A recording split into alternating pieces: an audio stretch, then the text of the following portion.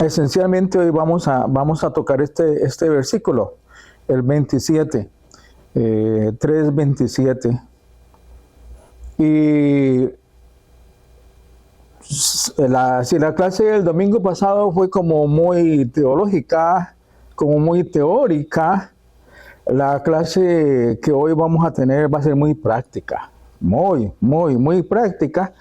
Y es una clase que realmente en esta semana en que estuve estudiándola, pues sobre todo me hizo reflexionar mucho acerca de mí mismo. Fue una oportunidad en que Dios ha tratado conmigo en cuanto a mi vida como cristiano, y creo que también pues va a tratar con todos ustedes en el día de hoy. Vamos a hacer un contexto rápidamente. Ustedes saben que ya hemos visto todos estos capítulos desde el 1 hasta hoy que estamos finalizando el capítulo 3. Veíamos que desde el capítulo 1 hasta el capítulo 3, versículo 20, Pablo esencialmente nos hace una introducción o una exposición acerca de lo que es el diagnóstico del mal humano, ¿sí? Se divide en la necesidad urgente del evangelio, la pecaminosidad del mundo pagano, luego el justo juicio de Dios, la pecaminosidad de los moralistas y finalmente la pecaminosidad humana en general, el versículo 20. Eso es el diagnóstico del mal humano. Y luego, después de eso, nosotros veíamos el resto del capítulo 3, desde el versículo 21 hasta el 31, que es el camino de la salvación. La primera parte que veíamos era el diagnóstico del mal humano. Ahora, la segunda parte es el camino de la salvación, ¿sí? O que yo llamaría el remedio de Dios en Cristo, el remedio. A un mal humano hay un remedio, ¿sí? Entonces, es esencialmente lo que Pablo va a tratar desde el versículo 21 hasta el 31, el último. Pero se dividen en dos grandes párrafos. El primero desde el 21 al 26, donde Pablo presenta la justificación, y el otro desde el 27 al 31, que es otro párrafo, que son las consecuencias de la justificación. Son justificación y consecuencias de la justificación, implicaciones de la justificación. Veíamos nosotros que el domingo pasado, que era la justificación, definíamos la justificación como el acto de la libre gracia de Dios con los pecadores. Justificación por gracia, por el cual Dios perdona todos los pecados, acepta a la persona y estima sus personas como justas a su vista, ¿sí? Pero esa justificación implicaba esencialmente ¿qué? Implicaba el sacrificio de Cristo.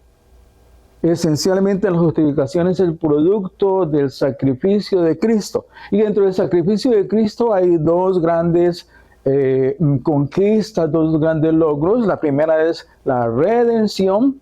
La redención, que es cuando Cristo muere por nosotros y paga por nuestros pecados en la cruz, derrama su sangre y nos redime.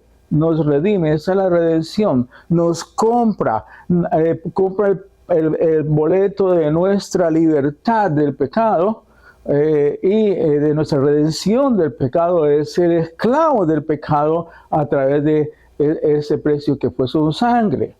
Y después de esa dentro de ese mismo proceso está la propiciación, que es esencialmente el sacrificio de Cristo en la cruz, y cuando nuestro Dios justo reclama lo que es el pecado, castiga el pecado y castiga el pecado del hombre en la cruz, y hace que Jesucristo, al derramar su sangre, propicia a Dios para que Dios entonces se reconcilie nuevamente con los pecadores. Producto de esa reconciliación es la expiación. La expiación es el término en el cual es el estado de reconciliación entre partes distanciadas, o sea, la reconciliación entre Dios y el hombre, la restauración de esa relación rota que Adán la rompió y se restaura ahora con nuestro Señor Jesucristo. Con Adán se rompe esa relación y con nuestro Señor Jesucristo se restaura nuevamente. Entonces, esa expiación se logró enmendando ese daño que había sucedido, borrando entonces nuestras ofensas a través del sacrificio de nuestro Señor Jesucristo, y entonces nuestro Dios eterno, nuestro Padre, se encuentra ya satisfecho por toda la obra de su Hijo en la cruz. Entonces eso es esencialmente lo que veíamos hasta el día de ayer, el domingo pasado. Ahora entonces vamos a ver las consecuencias, las implicaciones de la justificación, ¿sí? Y van a ser tres. Hoy nos vamos a dedicar a la primera. La primera es en el versículo 27, la justificación excluye la jactancia. La justificación excluye la jactancia. Más adelante vamos a ver la segunda consecuencia de la justificación. Es el camino tanto para los gentiles como para los judíos. Y número 3, la justificación confirma la ley. En vez de estar en contra de la ley, la confirma. Vamos a dedicar sobre todo mucho tiempo a esta parte de acá, de lo que es la ley, que es muy importante nosotros entender cuál es la posición de cristianismo frente a la ley. Eso es esencialmente entonces lo que continuamos viendo en este estudio, este maravilloso libro que es la epístola a los romanos. La justificación entonces excluye la jactancia. Ese es el versículo 27. Versículo 27 dice, ¿dónde está pues la jactancia? ¿Dónde está pues la jactancia?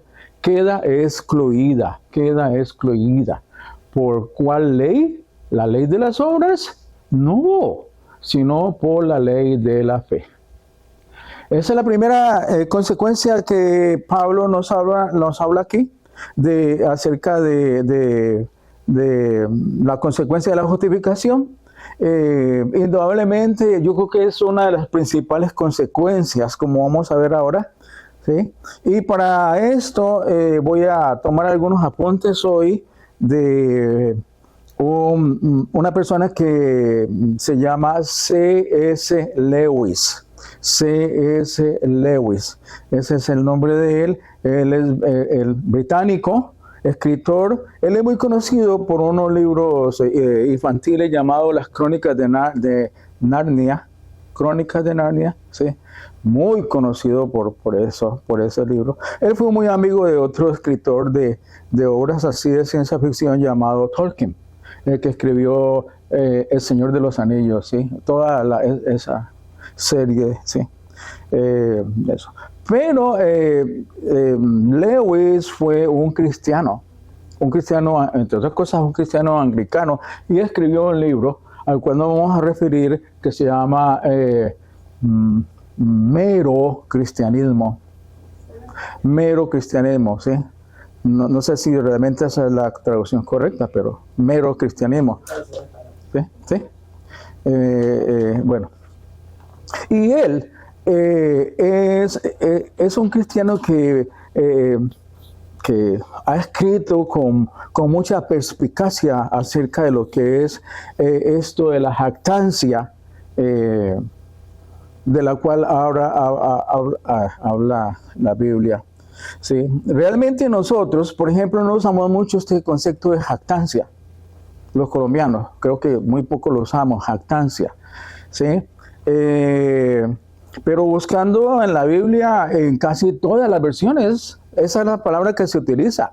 En todas, desde la Biblia Valera de 1910 hasta las Biblias modernas, casi todas hablan y colocan la palabra jactancia. Ninguna otra Biblia coloca como otra palabra distinta a esta, la jactancia. Averiguando esto de la jactancia, he consultado el diccionario de la lengua española, ¿sí? De la Academia de la Lengua Española, que ustedes saben que es lo máximo que nosotros tenemos en cuanto a la autoridad sobre nuestra lengua. La Academia de la Lengua, la Real Academia de la Lengua Española, que es la academia donde sí, muchas personas han dedicado toda su vida a estudiar el español y a conservar nuestra lengua, la lengua española, ¿sí? Nuestra preciosa lengua, la lengua española, ¿sí? Bueno, en ese diccionario dice que jactancia es la alabanza propia, una alabanza propia desordenada y presuntuosa. Luego, si averiguamos qué es la palabra presuntuosa, pues, puesto que jactancia y presunción es lo mismo, presuntuoso dice lleno de presunción y orgullo. Y bueno, y seguimos así, si presunción y orgullo es lo mismo, entonces ¿qué quiere decir orgullo? Orgullo es arrogancia, vanidad, exceso de estimación propia, que suele conllevar sentimientos de superioridad. Nosotros, en nuestra sociedad, el término que más usamos es orgullo. Sí, casi siempre usamos este término orgullo, no tanto presunción. Algunas veces, ¿no? Nosotros conocemos estos términos, tú eres muy presuntuoso, cosas así, pero en realidad el término común que nosotros usamos es el término del orgullo. Por eso voy a usarlo acá todo el tiempo y creo que no va a haber problema porque es lo mismo que jactancia. Miren ustedes lo que Lewis habla acerca de la jactancia, acerca de la presunción, acerca del orgullo, acerca de la arrogancia, la vanidad. Abarca todos estos términos, ¿sí? Él dice así lo siguiente, hoy vamos a leer que traigo unos trozos bien grandes. Dice, hay un defecto del que ningún hombre en el mundo está libre, y es un defecto que todo el mundo aborrece cuando lo ve en otra persona, y del que casi ninguna persona, excepto los cristianos, imagina jamás que lo tienen. He oído gente admitir que tienen mal carácter, o que no saben controlar la bebida, o incluso que son cobardes. No creo haber oído nunca a nadie de acusarse a sí mismo de este defecto, a menos de que sea cristiano. Y al mismo tiempo, muy rara vez he conocido a alguien que no fuera cristiano que mostrara la más mínima misericordia hacia ese defecto en los demás. No hay defecto que haga a un hombre más impopular, este defecto hacia a los hombres impopulares, ni defecto del que seamos más inconscientes en nosotros mismos, a pesar de que es el defecto que más nos desagrada en los demás. El defecto o vicio del que estoy hablando es el orgullo. Imagínate. Ese es. Entre otras cosas, este escritor siempre dice vicio, vicio, vicio, vicio. Yo lo he cambiado un poco hacia defecto, ¿no? Defecto, flaqueza nuestra. Entonces, miren lo que pasa con esto de el orgullo. Esto es el orgullo. Es algo bien extraño dentro de nosotros. ¿Por qué somos tan ciegos al orgullo? ¿Por qué lo vemos tan claramente en los demás y no en nosotros mismos? ¿Por qué no somos nosotros conscientes de nuestra vanidad y arrogancia mientras sí lo vemos claramente en los demás? Esto es entonces lo que vamos a tratar un poco hoy, ¿sí? Esto de la arrogancia. Ahora, cuando estoy hablando yo de la arrogancia acá, y como dice Lewis, él dice, excepto los cristianos, ¿no? Excepto los cristianos, ¿no? ¿Sí? No quiere decir que nosotros los cristianos no sigamos batallando contra este problema del orgullo, sí. Nosotros seguimos batallando con él, pero es que ya tenemos una ventaja, y es que estamos conscientes de que ese es un problema que tenemos que estar enfrentando. Eso me sucedió esta semana, estar consciente de eso en mi vida, estar consciente de no caer en este vicio como ese. El mismo Lewis define lo que es la jactancia o el orgullo. Él dice así: el orgullo es esencialmente competitivo. Competitivo por su propia naturaleza. Mientras que los otros vicios son competitivos solo, por así decirlo, por accidente. Bueno, él estaba hablando, esto es sacado del libro, ¿no? El orgullo no obtiene placer de tener algo, solo de tener más que el siguiente hombre. Es decir, el orgullo no es porque yo tengo algo, pues porque lo tengo. No, ese no es el problema. Decimos, y aquí viene lo interesante, decimos que la gente está orgullosa de ser rica. La gente está orgullosa de ser muy inteligente, o guapo, o guapa, ¿sí? Pero no es así.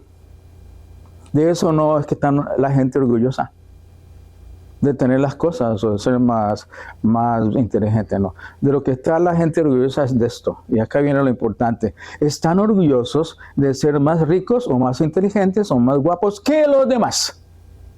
Ahí está el problema. Que los demás, ¿sí? Si todos los demás fueran igualmente ricos o inteligentes o guapos, no habría nada de que enorgullecerse. Exacto. Porque todos los tenemos. Entonces, ¿cuál es la diferencia? No hay ninguna competición aquí. Esa es la comparación. Es la comparación lo que hace sentir orgulloso. El placer de estar por encima del resto.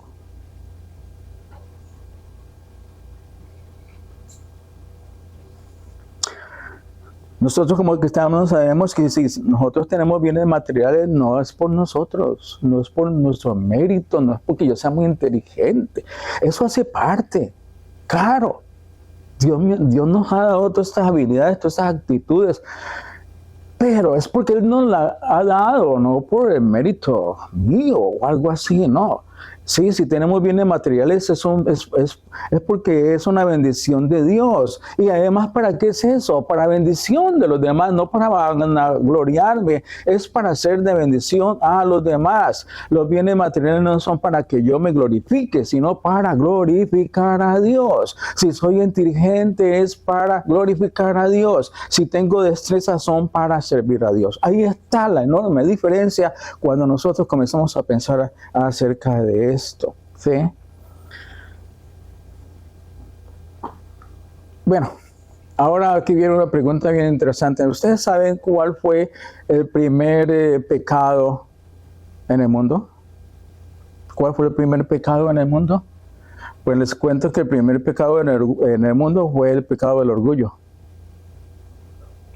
Y no el primero, el segundo también y el tercero también. Por eso es que ahora, hermanos, ahora no se le pone como tanta énfasis a esto del orgullo como la iglesia anteriormente lo hacía. Anteriormente la iglesia predicaba mucho y combatía mucho esto de este pecado. Y la iglesia lo consideraba como uno de los grandes pecados de la humanidad. ¿Sí? Bueno, pues sí, hermanos, el primer pecado fue el pecado del orgullo. Fue el pecado de Satanás. Satanás, quien ustedes saben, era un ángel.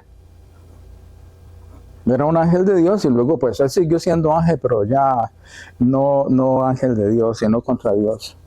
Ese fue el pecado de Satanás, quien dijo, él dijo, subiré hasta los cielos, levantaré mi trono por encima de las estrellas de Dios, gobernaré desde el extremo norte, aquí se refiere a lo más alto, gobernaré desde el extremo norte en el monte de la reunión, subiré a la cresta de las más altas nubes, seré semejante al Altísimo.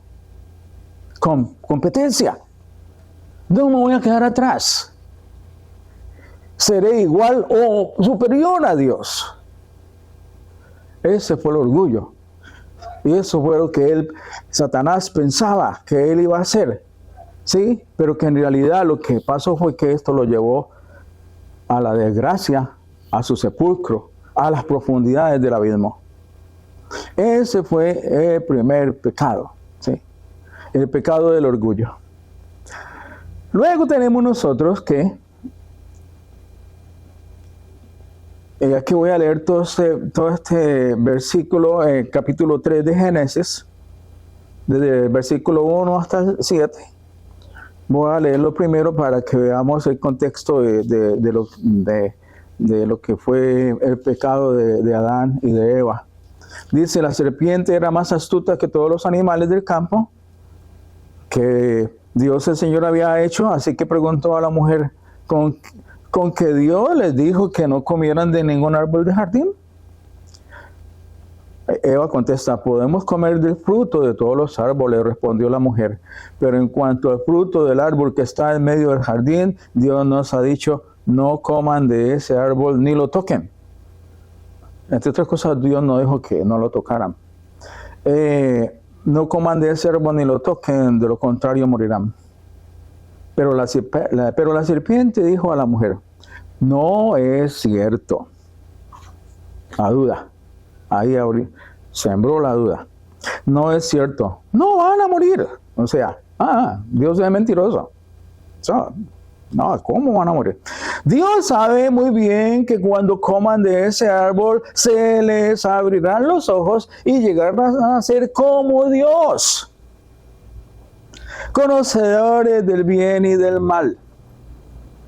La mujer vio que el fruto del árbol era bueno para comer y que era atractivo a la vista y era deseable para adquirir sabiduría, así que tomó de su fruto y comió. ¿Sí? Que viene el pecado de Eva, ¿sí?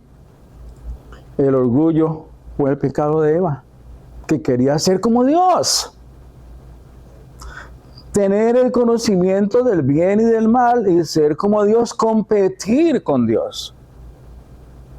Pero ella no se levantó para ser como Dios, sino que se volvió como Satanás, por el pecado del orgullo.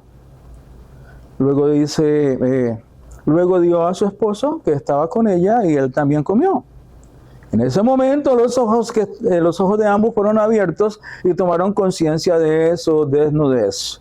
Por eso, para cubrirse, entretejieron hojas de higuera. Ya entonces en este versículo 6 nos dice que Eva le dio a su esposo que también con ella y él también comió. El orgullo fue el pecado de Adán. Ese fue el orgullo. Quien no pudo soportar ni la más mínima restricción. ¿Qué orgullo? Dios le estaba diciendo solamente no comas de ahí.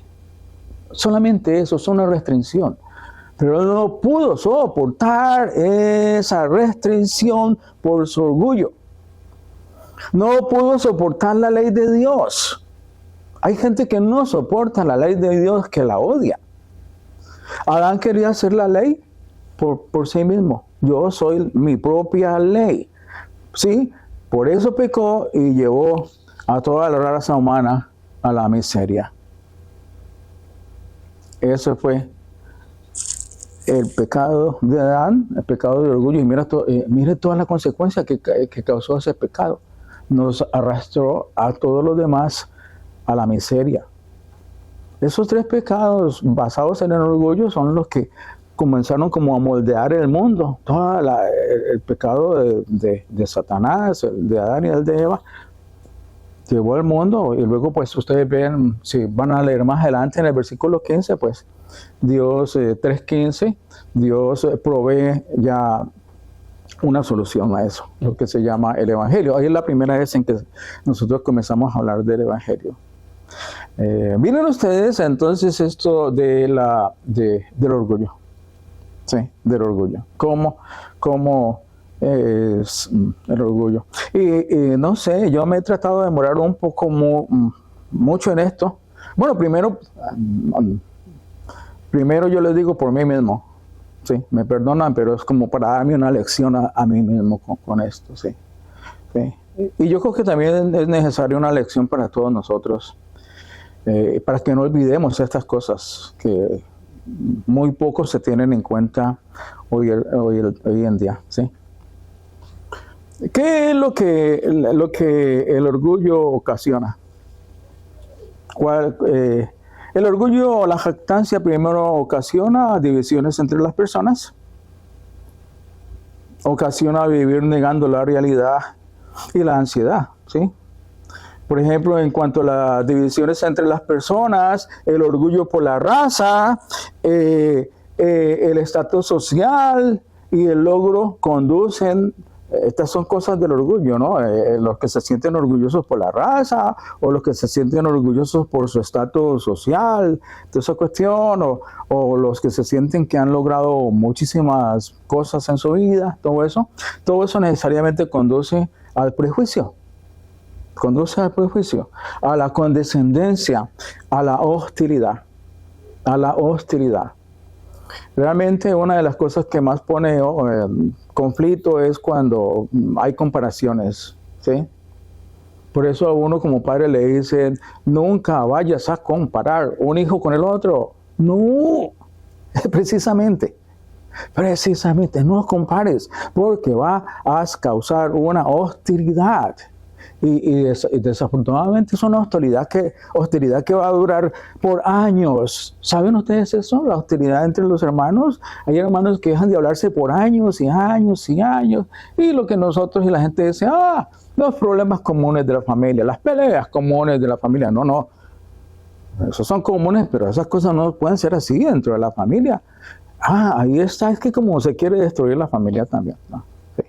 Pero no, nosotros como padres la responsabilidad es jamás comparar precisamente a que un hijo es más inteligente que el otro, cosas así, o que tengo un hijo más bonito que el otro. Esto es muy común, sobre todo en mi país. Así que la mamá dice que este es el hijo bonito y que este es el hijo feo. Eso, mi hijo, sí, mi hijo. Y el otro, pues, ok. ¿Sí? Pero cosas así que son como muy normales para nuestra cultura, pero que en el fondo, sus raíces, en el fondo eso tiene repercusiones para las personas, ¿sí? ¿Sí? Nosotros tenemos un hermano que mi padre decía, pobrecito, ayúdenlo a nosotros, ¿sí? Nosotros somos 7, ayúdenlo, ¿sí? Y él nos decía eso.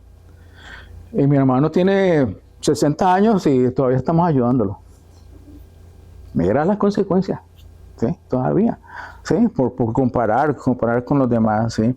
De modo que el orgullo por la raza, el estatus social y el logro conducen a la hostilidad, ¿sí? Vivir negando la realidad.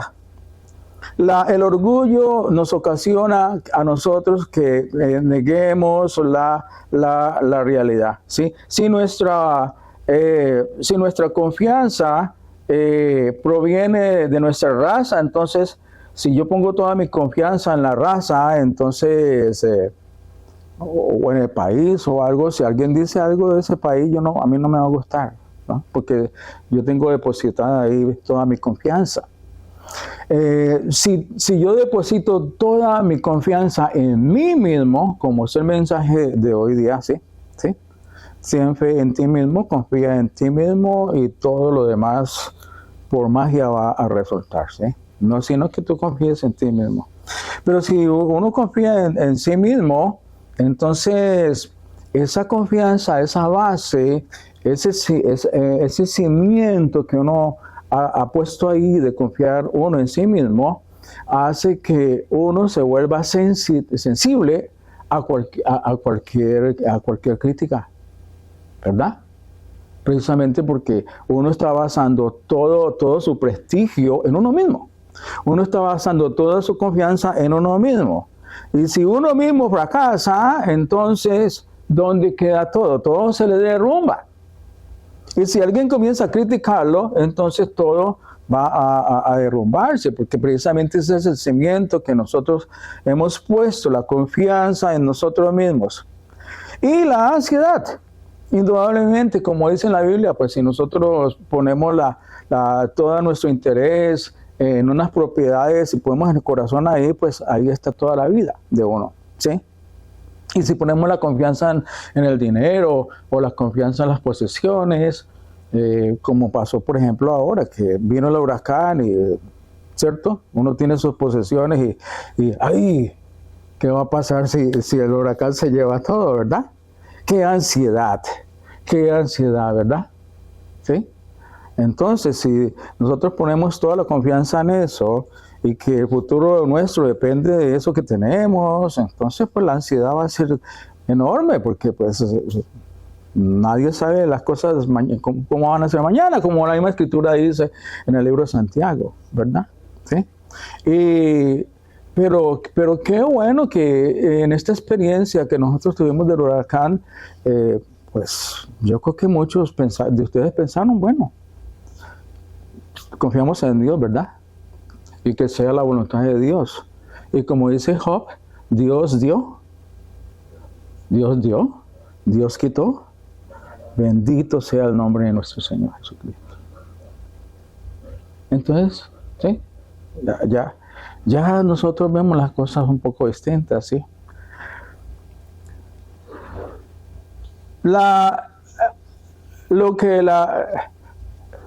Aquí no es lo que la jactancia ocasiona, sino lo que el Evangelio ocasiona. Se me olvidó escribir. Lo que el Evangelio ocasiona, ¿sí? El Evangelio, la justificación ocasiona en nosotros una profunda satisfacción en la justificación, ¿sí? Cuando nosotros llegamos a realmente a ponernos eso en el corazón, lo que es la satisfacción, lo que es la justificación, lo que Jesucristo hizo en la cruz, eso, hermanos, es un fundamento tan grande para uno vivir. ¿Por qué razón? Porque uno se encuentra ya satisfecho. Dios me aceptó. ¿Qué más yo quiero? ¿Que me acepten los hombres? No lo necesito. Dios ya me aceptó, Dios ya me perdonó. Entonces, nosotros comenzamos a deleitarnos en la Escritura, en lo que Pablo dice, porque en esa misma medida eso reitera nuestra fe hacia Jesucristo y reitera qué es en lo cual nosotros ponemos nuestra confianza. Ponemos nuestra confianza en lo que hizo Jesucristo en la cruz, ¿sí? Igualmente tenemos la libertad para vivir la realidad. Ya vemos la realidad de otra manera, sin tanto prejuicio. Ya nosotros vemos esa realidad como sin necesidad o no depende ya de los demás. ¿Sí? ¿Por qué? Porque no dependemos nosotros la confianza, ya no tenemos la confianza puesta en el esposo, la confianza puesta en el esposo como lo último. Claro, uno tiene su esposo, su esposa, ¿sí? Para unidos trabajar y ser felices, ¿sí? Como pareja. Pero más allá de eso, nosotros, tanto la esposa como el esposo, tienen su confianza en Dios, en Cristo. ¿Sí? De modo que si pasa algo, de modo que si en esa realidad nosotros enfrentamos problemas, dificultades, nosotros ya sabemos que esos problemas y esas dificultades no van a acabar con nosotros porque ese no es nuestro futuro. Nuestro futuro no está en eso, sino que nuestro futuro está en Dios. Y eso entonces, indudablemente, como dice aquí, nos da la libertad de la ansiedad. Pues como veíamos ahora, no vamos a ser tan ansiosos y podemos, como diría yo, proyectar ya nuestra vida del nivel material al nivel espiritual. Ya nosotros pensamos más en lo espiritual que en lo propiamente material. ¿Sí? Bueno, he hablado como muy negativo hoy acerca del orgullo, pero el ejemplo de Pablo acerca del orgullo es increíble. ¿Sí? Es increíble. Igual leer acá otro trozo muy largo. Me perdonan hoy por leer tanto. Por lo demás, hermanos míos, alégrense en el Señor. Para mí no es molestia volver a escribirle lo mismo. y a ustedes les da seguridad. Cuídense de esos perros, cuídense de esos que hacen el mal, cuídense de esos que mutilan el cuerpo. Porque la circuncisión somos nosotros los que por medio del Espíritu de Dios adoramos, nos enorgullecemos en Cristo Jesús. Y no ponemos nuestra confianza en esfuerzos humanos. Yo mismo tengo motivos para tal confianza. Si cualquiera otro cree tener motivos para confiar en esfuerzos humanos, yo más. Ustedes saben, Pablo fue un hombre eminente, un hombre muy famoso. Yo tengo, dice, yo mismo tengo motivos para tal confianza. Si cualquiera otro cree tener motivos para confiar en esfuerzos humanos, yo más. Circuncidado al 8º día, del pueblo de Israel, de la tribu de Benjamín. Imagínense. Un verdadero hebreo en cuanto a la interpretación de la ley, como fariseo. ¿Sí? En cuanto al celo, perseguidor de la iglesia. En cuanto a la justicia que la ley exige, intachable. Pablo fue un hombre intachable. Pablo conocía las escrituras, ¿sí? El Antiguo Testamento, el testamento de ese tiempo, ¿sí? Las conocía profundamente como su palma de su mano, ¿sí? Porque ese era, entre otras cosas, uno de los oficios de Pablo, ¿sí? Pablo venía de la tribu de Benjamín, una de las tribus que fundó Israel. ¿Para qué más? ¿Cómo Pablo no se iba a vanagloriarse de todas esas cosas? Es increíble. Entre otras cosas, Pablo también fue ciudadano romano. Imagínense, póngale más esa. Además, ciudadano romano. ¿Quién más que Pablo podía vanagloriarse de sí mismo? Él, ¿sí? Por todo lado, intachable. Pero miren increíblemente lo que él dice acá. Versículo 7. Sin embargo, todo aquello que para mí era ganancia, ahora lo considero pérdida por causa de Cristo. Es más, todo lo considero pérdida por razón del incomparable valor de conocer a Cristo Jesús, mi Señor. Por Él lo he perdido todo y lo tengo por estiércol. Fuerte palabra. Lo tengo por basura. Eso es una basura. Sí, mis títulos, mis ciudadanías, eso no sirve. Eso no sirve. Es decir, no sirve ante Dios. No. Entre los hombres sí, porque uno tiene que tener sus papeles. Y dice, no quiero, a fin de ganar a Cristo y encontrarme unido a Él.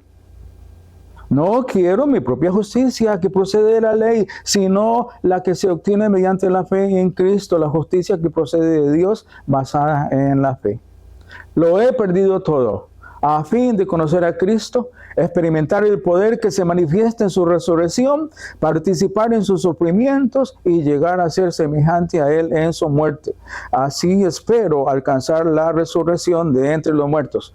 Filipenses 3:1-11. Entonces, aquí el mensaje es, una de las cosas, cuando uno es cristiano, una de las cosas que tiene que tener bien en cuenta es que uno tiene que renunciar a esto, de todos, ser consciente de no depositar su confianza en estas cosas. Porque eso, entre otras cosas, porque lo hace Pablo. Pablo hace eso porque dice, yo quiero participar de Cristo. Y en la medida en que yo esté con problemas de orgullo y esas cosas, no puedo participar, no puedo alcanzar la resurrección, no puedo disfrutar de la resurrección ahora, ¿no? ¿Sí? Eso es lo que Pablo dice, ¿sí? Entonces, antes de Pablo llegar a ser cristiano, depositaba toda su confianza en su propio esfuerzo, sí, pero ahora Pablo dice que deposita toda su confianza en Cristo. Este entonces es un efecto. Este es un efecto para nosotros los cristianos de la justificación. Es un efecto práctico, real, ¿sí? que podemos ver con nuestros propios ojos. Finalmente, el orgullo o jactancia es el pecado más grande.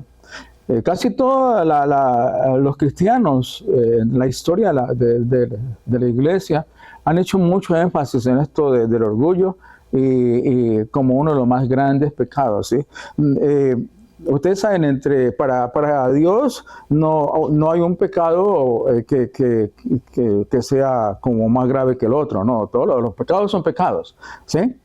Pero hay unos pecados que sí ocasionan más, tienen peores consecuencias que otros, ¿sí? Por eso es que aquí se habla del orgullo. Yo no sé si ustedes alguna vez oyeron hablar sobre lo que es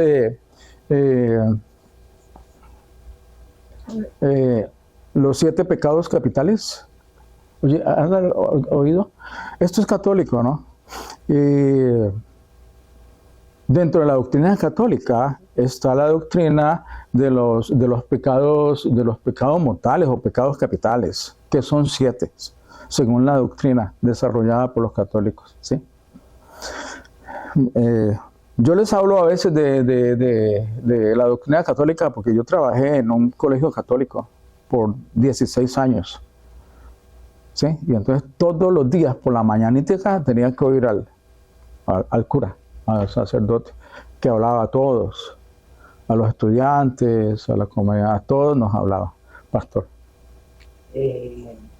Uno podría descartar al principio la idea, no, ese es católico, pero hay que recordar, hay que tener en cuenta de dónde lo sacaron ellos, y ahí hay un grado de verdad. Normalmente estos 7 pecados que ellos llaman capitales, los toman especialmente de los textos de las cartas de Pablo, donde se mencionan que ni el adúltero, ni el fornicario, ni el borracho heredarán el reino de Dios. De allí toman de ahí los recopilan y de allí toman lo que se llaman 7 pecados capitales. Entonces, uno puede estar en desacuerdo en que no hay que colocar unos como mortales y otros como veniales. Ajá. Pero sí hay algo de verdad en el hecho de que Pablo los menciona explícitamente en la Escritura. Excelente, sí. Sí. Y entonces, así mismo nosotros tenemos que estar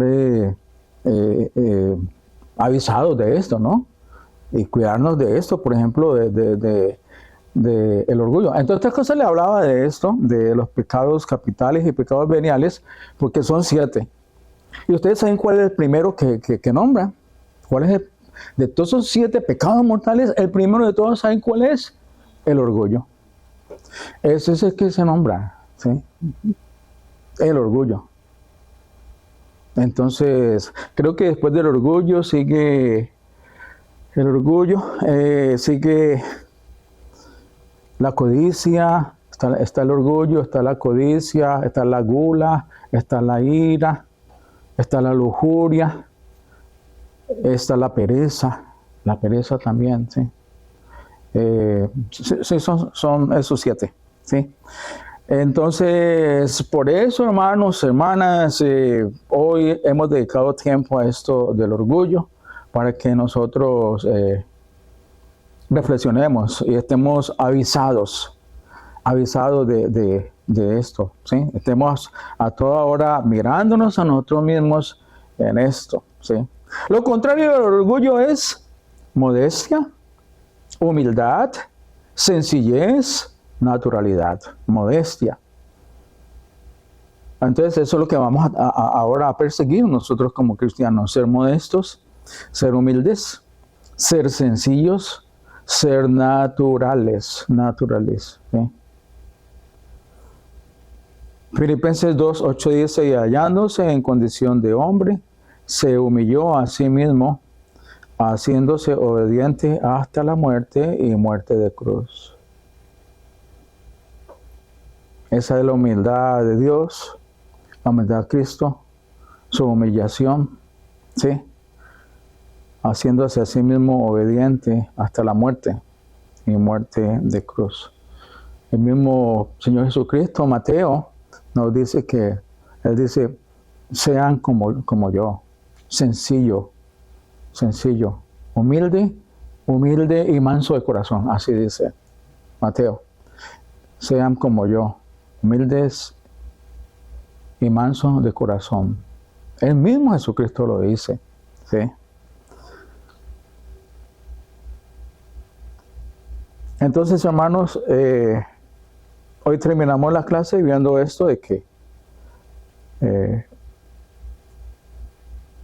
la justificación da esos frutos como el fruto de no hay lugar para el orgullo, no hay lugar para la jactancia. La jactancia queda excluida, como veíamos en el versículo 27.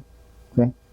Para nosotros aceptar el Evangelio, tenemos que negarnos a nosotros mismos en cuanto a nuestro orgullo y saber que de nosotros no hay ningún mérito. Nadie hay quien busque a Dios, ¿sí? Como dice Pablo. Tengo una última presentación aquí, pero lo voy a hacer después de que oremos. Oremos. Amantísimo Padre Celestial, tú eres nuestro Padre, Padre nuestro, tú que estás en los cielos, Señor. Y te llamamos Padre porque nosotros somos tus hijos. Tú nos has llamado, tú nos has rescatado. Tu gracia es tan grande que te has acordado de cada uno de nosotros, sin ningún mérito, sin ninguna razón, sin ninguna causa, solamente por tu infinita gracia. Hoy queremos, Señor, gloriarnos. Hoy queremos, Señor, alegrarnos en lo que Cristo hizo en la cruz. Esta es nuestra jactancia, Cristo. Nos vanagloriamos de Él, de su humildad, de su sacrificio en la cruz, de su sangre derramada para perdón de nuestros pecados. Gracias, Señor, por cada una de estas cosas. Y te pedimos, Padre, que continúes, Señor, llevándonos en este proceso como cristianos, en este proceso de santificación, en este proceso, Señor, de ser cada día más y más como tu Hijo Jesucristo. Te pedimos, Padre, guíanos a través de tu Santo Espíritu, que nos toque, que nos transforme. Pon, Señor, un corazón como el corazón de tu Hijo Jesucristo. Humilde, manso, dispuesto a aceptar, dispuesto a obedecer. Gracias, Señor. Gracias, Padre, por todo lo que tú nos has dado.